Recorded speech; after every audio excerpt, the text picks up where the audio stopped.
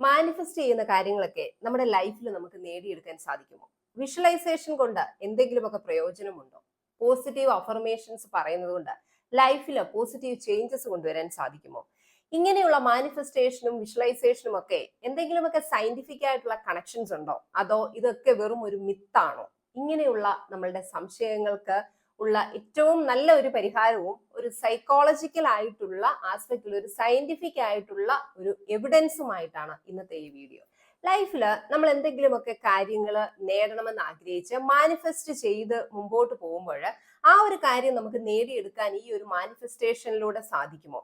അതോടൊപ്പം തന്നെ ഈ മാനിഫെസ്റ്റേഷനെ നമുക്ക് കൂടുതൽ ആക്സിലറേറ്റ് ചെയ്യാൻ സഹായിക്കുന്ന വിഷ്വലൈസേഷൻ പോലെയുള്ള ടെക്നിക്കുകൾ എങ്ങനെയാണ് നമ്മുടെ ലൈഫിൽ പോസിറ്റീവ് ചേഞ്ചസിലെ ഇമ്പാക്ട് കൊണ്ടുവന്ന് നമ്മുടെ മൊത്തത്തിൽ ഒരു ട്രാൻസ്ഫോർമേഷനെ ഹെൽപ്പ് ചെയ്യുന്നത്? നമുക്കൊക്കെ പൊതുവിലുള്ള ഒരു സംശയമാണ്, ഇതിന്റെ പിന്നിൽ എന്താണ് അല്ലെങ്കിൽ എങ്ങനെയാണ് ഇതൊക്കെ നമ്മുടെ ലൈഫിലെ അഫക്റ്റ് ചെയ്യുന്നത്? ഇതിന്റെ ഏറ്റവും പ്രധാനപ്പെട്ട ഒരു കാരണം എന്ന് പറയുന്നത് നമ്മളുടെ ബ്രെയിനിൽ തന്നെയുള്ള ഒരു പർട്ടിക്കുലർ സ്ട്രക്ചറാണ്. അതിന്റെ പേരാണ് RAS അല്ലെങ്കിൽ റെറ്റിക്കുലാർ ആക്ടിവേറ്റിംഗ് സിസ്റ്റം എന്ന് പറയുന്നത്. പലപ്പോഴും നമുക്ക് അത്രമാത്രം അവയർനെസ് ഒന്നും ഇല്ല എങ്കിലും നമ്മുടെ ലൈഫിൽ നമ്മൾ ചില കാര്യങ്ങളൊക്കെ ഫോക്കസ് ചെയ്യുമ്പോൾ ആ ഒരു കാര്യത്തിലേക്ക് നമ്മൾ നീങ്ങുന്നത് മനസ്സിലാക്കാൻ നമുക്ക് സാധിക്കും. ഇതിന്റെയൊക്കെ പിന്നിൽ വർക്ക് ചെയ്യുന്നത് ഈ RAS ആണ്. ഒരു എക്സാമ്പിൾ പറഞ്ഞ് നമുക്ക് കൂടുതലായിട്ട് ക്ലിയർ ആവും അല്ലെങ്കിൽ ഒരു ക്ലാരിറ്റി കിട്ടും. അതായത് നമ്മൾ നമ്മുടെ ലൈഫിൽ എന്തെങ്കിലും ഒരു കാര്യം വാങ്ങണമെന്ന് ആഗ്രഹിക്കുക എന്ന് കരുതുക. ഒരുപാട് നാളത്തെ നമ്മുടെ ഒരു ആഗ്രഹമാണ് ഒരു നല്ല കാർ വാങ്ങണം, ഇന്ന നിറമുള്ള ഒരു കാർ, ഒരു റെഡ് കാർ അല്ലെ ഒരു വൈറ്റ് കാർ, ഇന്ന കമ്പനിയുടെ വാങ്ങണമെന്ന് നമ്മളെ മനസ്സിൽ ഒരു ആഗ്രഹം വരുന്നു. നമ്മൾ അതിനെക്കുറിച്ച് തീരുമാനിക്കുന്നു, കൂടുതൽ കാര്യങ്ങളൊക്കെ നമ്മൾ ഇൻഫർമേഷൻസ് സെർച്ച് ചെയ്യാൻ തുടങ്ങുന്നു.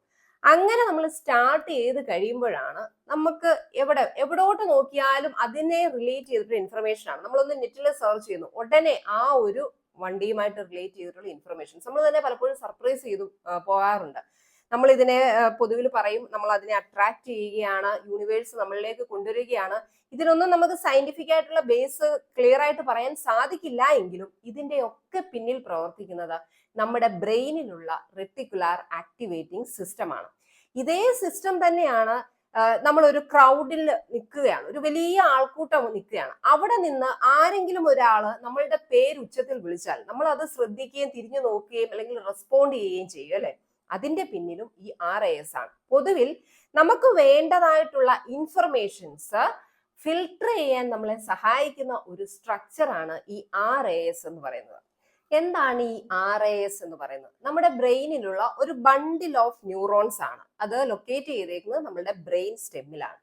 ഇനി എങ്ങനെയാണ് ഈ RAS ഫങ്ഷൻ ചെയ്യുന്നത്? നമ്മൾ എന്താണോ കോൺഷ്യസ്ലി തിങ്ക് ചെയ്യുന്നത് അല്ലെങ്കിൽ നമ്മൾ എന്ത് ഇൻഫർമേഷൻ ആണോ ഇമ്പോർട്ടൻസ് കൊടുക്കുന്നത് അതുമായിട്ട് റിലേറ്റ് ചെയ്തിട്ടുള്ള കാര്യങ്ങളാണ് പൊതുവില് ഈ RAS നമ്മളിലേക്ക് എത്തിക്കുന്നത്. എപ്പോഴും അത് പോസിറ്റീവും നല്ലതുമായിട്ടുള്ള കാര്യങ്ങളായിരിക്കണം എന്നില്ല. എക്സാമ്പിൾ പറഞ്ഞു കഴിഞ്ഞാൽ നമുക്കൊരു ചിന്ത എപ്പോഴും ഉണ്ട്, ഞാൻ അത്ര പോരാ, അല്ലെങ്കിൽ എനിക്ക് എപ്പോഴും ലൈഫിൽ ഫെയിലിയർ ആണ്, ഞാൻ എന്ത് കാര്യത്തിന് ഇറങ്ങി തിരിച്ചാലും അത് ഒന്നും നേരെ ആവില്ല എന്നുള്ള ഒരു തോട്ടാണ് എപ്പോഴും നമ്മുടെ മൈൻഡിൽ ഉള്ളത് എങ്കിൽ നമ്മളുടെ ഈ RAS അതിനെ ഫോക്കസ് ചെയ്തുകൊണ്ട് ആ ഒരു തിങ്കിങ്ങിനെ സപ്പോർട്ട് ചെയ്യുന്നിട്ടുള്ള ഇൻഫർമേഷൻസ് ആയിരിക്കും നമ്മളുടെ അടുത്തേക്ക് എപ്പോഴും കൊണ്ടുവരുന്നത്. അതായത് എന്നെ ഒന്നിനും കൊള്ളില്ല അല്ലെങ്കിൽ ഞാൻ അത്ര കോമ്പീറ്റന്റ് ആയിട്ടുള്ള വ്യക്തിയല്ല എങ്കിൽ നമുക്ക് എപ്പോഴും നമ്മുടെ ഒരു കൂടെ വർക്ക് ചെയ്യുന്ന ഒരാൾ നമ്മളെ കുറിച്ച് നീ ആ ചെയ്ത പ്രോജക്റ്റ് ശരിയായില്ല അല്ലെങ്കിൽ നീ ആ ചെയ്തത് ശരിയായില്ല എന്ന് പറയുമ്പോൾ നമ്മള് ഗുഡ് ഇനഫ് അല്ല എന്നുള്ള ആ ഒരു ചിന്തയെ സാധൂകരിക്കുന്ന രീതിയിലുള്ള ഒരുപാട് കാര്യങ്ങളിലേക്കായിരിക്കും ഫോക്കസ് ചെയ്യുന്നത്. അപ്പോൾ നേരെ തിരിച്ചാണെങ്കിലോ, അതായത് നമ്മുടെ ലൈഫിൽ നമുക്ക് നല്ല നല്ല കാര്യങ്ങളിലേക്കാണ് നമ്മൾ ഫോക്കസ് ചെയ്യുന്നതെങ്കിൽ അതുമായിട്ട് റിലേറ്റ് ചെയ്തിട്ടുള്ള ഇൻഫർമേഷൻസ് ആയിരിക്കും ഈ റെറ്റിക്കുലാർ ആക്ടിവേറ്റിംഗ് സിസ്റ്റം നമ്മളിലേക്ക് കൊണ്ടുവരുന്നത്.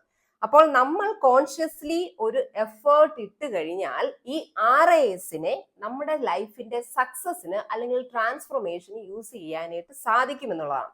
ഈ RAS എന്ന് പറയുന്നത് വേണമെങ്കിൽ നമ്മുടെ ഒരു പേഴ്സണൽ അസിസ്റ്റന്റ് ആയിട്ട് നമുക്ക് കൂട്ടാം. അതായത് നമുക്ക് ആവശ്യമുള്ള നല്ല നല്ല കാര്യങ്ങൾ നമ്മളിലേക്ക് കൊണ്ടുവരാനായിട്ട് കെൽപ്പുള്ള അല്ലെങ്കിൽ നമ്മളെ സഹായിക്കുന്ന ഒരു നല്ല ഒരു അസിസ്റ്റന്റ്.